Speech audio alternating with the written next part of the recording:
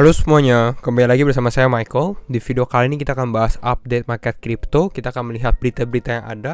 Untuk di video kali ini kita akan juga review salah satu altcoin ya. Altcoin yang akan kita bahas di video kali ini adalah Lunsi ya, atau Terra Classic ya.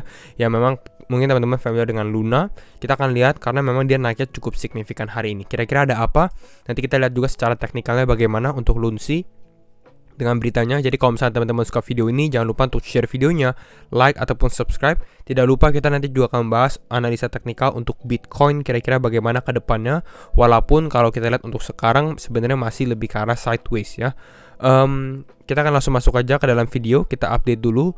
Bitcoin berada di level 20.026, turun sekitar 1,6%. Ethereum di 1564, turun sekitar 2%.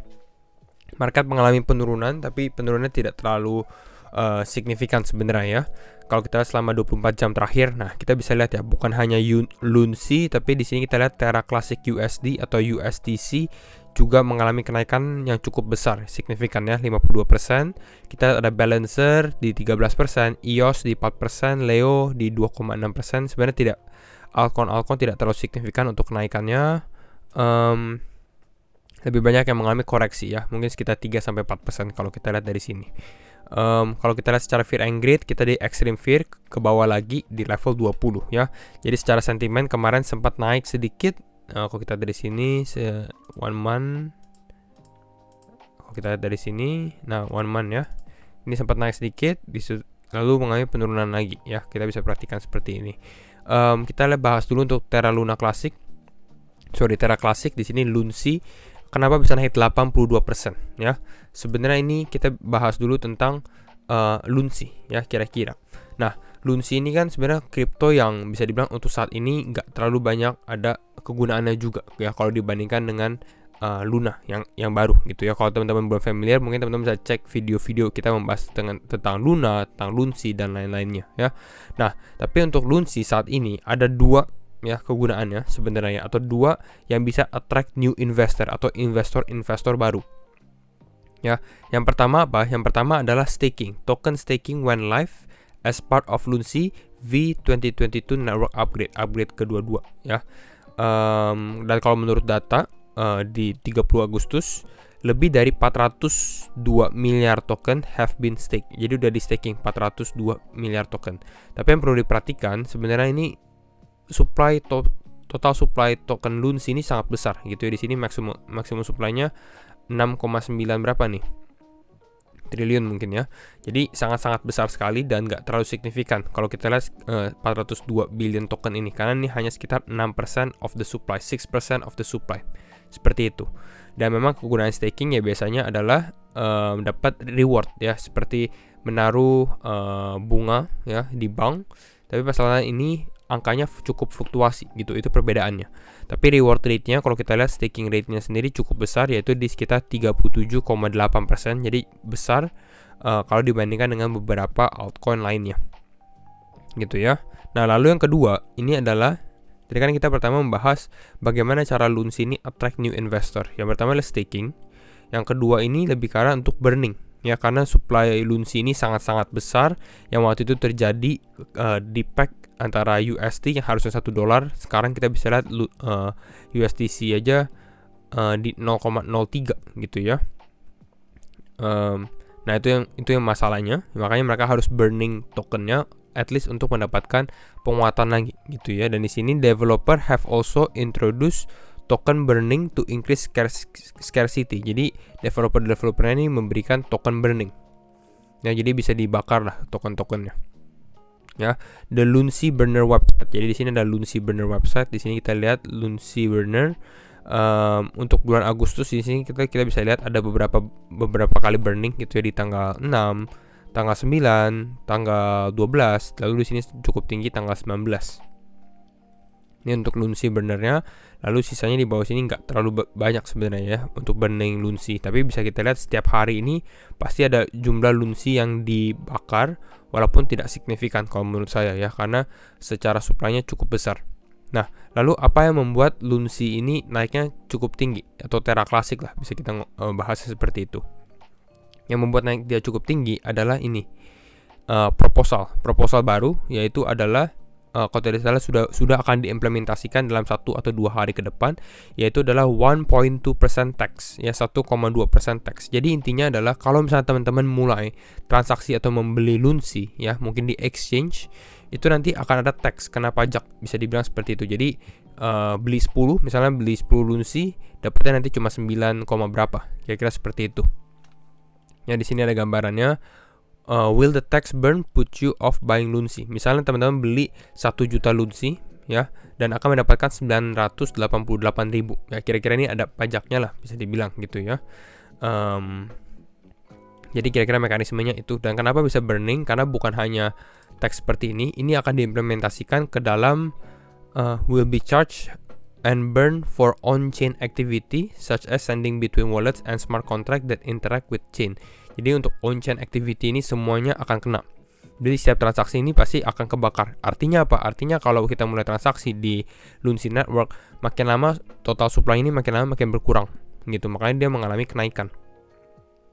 Ditambah penambahannya lagi, kita lihat dari sini, Binance will also support Lunsi. Ini belum ada official statement sebenarnya dari Binance. Tapi kalau kita dari sini dikatakan bahwa Binance akan support Lunsi burn. Jadi misalnya dia akan charge 1,3% ya fee-nya. Lalu di sini 1,2% ini akan di burn ya, karena ini adalah tax-nya. Kira-kira seperti itu. Jadi ini membantu Lunsi juga. Jadi itu untuk Lunsi. Nah, sekarang kalau kita lihat untuk Bitcoin bagaimana, di sini dari plan B menurut stock to flow model ya. Menurut stock to flow modelnya dia di bulan Agustus kita closing di level 20.059. Ya 20.059. Kalau kita cek, kita kembali ke analisa teknikal ya. Jadi kembali lagi disclaimer on and do your own research ya. Ini setiap keputusan tetap di tangan teman-teman. Tapi berdasarkan pembicaraan kita sebelumnya, di sini kita sempat bahas kalau Bitcoin closing di bawah level, kemarin kita lihat di bawah level 19.804 gitu ya. Ini akan menjadi pertanda buruk. Tapi kita bisa lihat bahwa Bitcoin closingnya sebenarnya dibilang positif enggak seperti yang di bulan Juli gitu ya, tapi at least dia masih di atas supportnya ya. Di sini kan ini menjadi level support dan sekarang dia closing di atas level supportnya, jadi belum ada pertanda kita breakdown. Apakah September bisa breakdown? Ya mungkin bisa aja, tapi untuk saat ini sebenarnya masih cukup aman gitu ya, apalagi karena ini time frame bulanan, jadi sangat-sangat penting. Kalau ternyata breakdown secara makro support berarti akan agak lama gitu ya. Tapi artinya untuk saat ini kita masih di atas level all time high-nya untuk monthly candle-nya, itu yang pentingnya. Oke, jadi udah clear. Sekarang kita masuk ke dalam teknikalnya secara time frame 4 jam. Kalau kita lihat untuk saat ini masih di dalam trendline yang sama ya. Untuk level supportnya Bitcoin sekarang berada di level 19.981. Tapi kita bisa lihat untuk saat ini sebenarnya ya, selling pressure-nya juga tidak terlalu besar ya. Selling pressure artinya adalah penjualan untuk Bitcoin ya, untuk membawa harga Bitcoin mengalami penurunan lebih dalam lagi, kira-kira seperti itu ya. Tapi selling pressure-nya kalau kita lihat secara volume ya, makin lama ini makin melandai. Sorry ya, ini saya dilihat dulu di sini ya, baru kita keluarin volume. Nah, kita bisa lihat volume secara volume ya, di sini selling pressure-nya makin lama makin berkurang ya, makin lama makin berkurang. Buying volume-nya juga makin lama makin berkurang gitu ya, nggak terlalu besar buying volume. Artinya apa? Di sini tuh orang-orang bingung gitu ya, apa yang sebenarnya akan terjadi gitu ya. Apakah kembali lagi, apakah kita akan mulai breakdown ke bawah atau kita mulai naik ke atas gitu ya, akan mulai mengalami short squeeze gitu ya, yang kita sempat bahas dalam beberapa video terakhir. Short squeeze itu sebenarnya bukan Bitcoin naik, misalnya short squeeze ini bukan artinya Bitcoin naik, wah dia naik ke level, sorry ya, kita dari sini naik ke level misalnya ke 20.700, ini 4,4% ya. Sebenarnya ini cukup positif gitu ya. Tapi biasanya short squeeze itu cukup besar gitu ya. Mungkin Bitcoin bisa naik sampai ke level 22.000 ya, dan ini akan likuidasi beberapa posisi orang-orang yang membuka posisi short, istilahnya seperti itu. Jadi akan cukup besar ya, karena kita juga secara volume ini melemah gitu ya. Kalau kita secara price action yang kita tentukan kemarin, masih level 20.400 ini menjadi concern kita. Jadi kalau misalnya teman-teman ada posisi sekarang, kalau ternyata dia bisa naik dan mulai ada volume, ini harus hati-hati gitu ya. Mungkin bisa mulai stop loss-nya atau diperhatikan. Dan berikut pula kalau misalnya kita mengalami breakdown. Tapi kalau kita ambil trendline seperti ini ya, kita bisa ambil trendline seperti ini, Bitcoin bisa berada di level ini mungkin untuk konsolidasi terlebih dahulu gitu ya. Baru nanti di sini dia mulai membentuk menentukan arahnya gitu ya. Tapi saya sekarang lebih condong mungkin ya, kalau kita lihat ternyata Bitcoin mengalami penguatan dalam beberapa hari ke depan, ini mungkin possible gitu ya. Mungkin ini ada kemungkinan untuk dia naik. Let's say mungkin dia bisa tes ke area 20.800 ya, karena ini adalah level resistennya dia gitu ya, level resisten dia berikutnya level 20.800. Jadi ini untuk Bitcoin kira-kira ya, walaupun tetap masih teman-teman harus perhatikan masih ada potensi breakdown-nya. Dan kalau kita lihat dari mulai breakdown ya, kita akan lebih cenderung lebih bearish ya, atau lebih negatif ya, mungkin bisa ke level 19.000. Tapi untuk saat ini selama dia masih bisa di dalam range ini, artinya masih ada penguatan, karena di sini dia makin lama makin naik ya secara low-nya. Ya, jadi ini yang bagusnya untuk Bitcoin. Untuk Ethereum, kita bahas Ethereum juga sedikit. Ethereum sama, tapi kita bisa lihat ini dalam 4 jam terakhir Ethereum naiknya lumayan 1,6% ya, 1,6% untuk Ethereum. Berada di level support untuk saat ini. Supportnya dia tuh di level 1536. Ini support kita yang sempat kita buat ya. Lalu kalau Ethereum kita sempat mention di mana ada potensi Ethereum membentuk head and shoulder ya. Ini adalah headnya, ini ada shouldernya, lalu ini adalah right shouldernya gitu ya. Dan memang dia mengalami breakdown. Tapi kalau kita lihat sekarang saat ini, setelah dia mengalami breakdown ke bawah, ini dia bisa kembali naik lagi gitu ya. Jadi bisa dibilang mungkin pattern head and shoulder ini tidak berhasil terbentuk gitu ya, karena kalau terbentuk mungkin bisa ke bawah. Tapi karena kita lihat ada penguatan seperti ini, mungkin ini tidak akan terbentuk dan akan invalidate, sebenarnya ada invalidasi ya.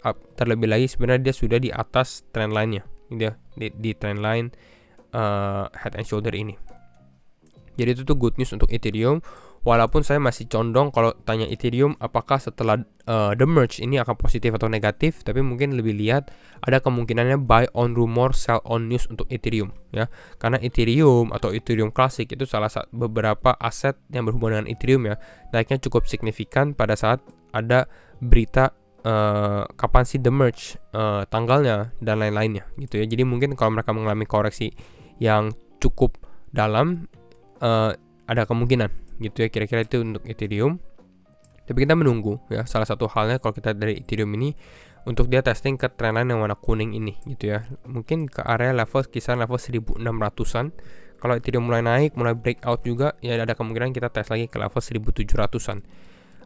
Tapi secara overall, selama Bitcoin masih mengalami pelemahan, kayak agak susah untuk Ethereum kembali lagi ke level 2000. Kemarin pun kalau kita lihat Ethereum ini hanya sampai ke level 2030 ya, kalau kita lihat dari grafiknya. Jadi itu untuk Ethereum. Last but not least, kita bahas Lunsi sedikit untuk perspektif aja. Kalau kita lihat Lunsi saat ini ya, pasti teman-teman tertarik nih biasanya ya, karena dia naiknya cukup signifikan. Nah di sini bisa perhatikan, di sini dia naik berapa persen nih, naik sampai 92%, sekarang naik 74%. Ini harus hati-hati ya kalau teman-teman mau trading crypto seperti ini gitu ya, karena possible ya, mungkin dia masih bisa naik lagi apalagi dengan berita yang ada. Tapi bukan berarti nggak ada resiko, karena resikonya ini cukup besar. Tapi kita bisa lihat sebenarnya dia ini breakout dari resistennya. Kalau kita tarik seperti ini kelihatan ya, ini adalah resistennya, ini resistennya, lalu ini juga resistennya ya, lalu dia mengalami breakout ke atas.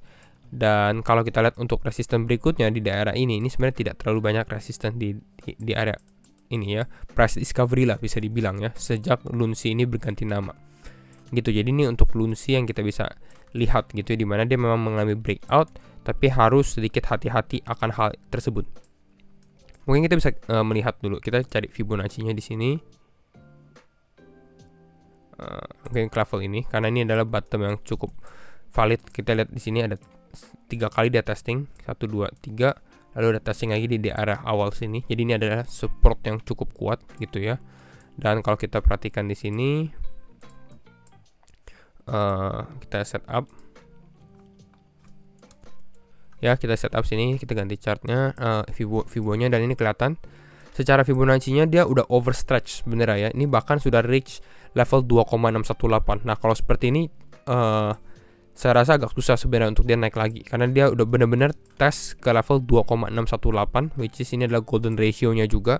Jadi mungkin dia akan ada sedikit koreksi pullback mungkin ke level 0,000211613. Ini adalah level golden ratio 1,618 ya. Kira-kira seperti itu ya. Baru mungkin dari sini kalau dia stabil konsolidasi di area ini mungkin bisa naik lagi. Tapi untuk saat ini kalau kita lihat dari secara ininya udah persis hit level targetnya gitu ya, level 2,618. Jadi mungkin itu dulu untuk update market crypto hari ini. Dan kalau misalnya teman-teman suka video ini, jangan lupa untuk share videonya, like ataupun subscribe, and see you in the next video. Bye bye.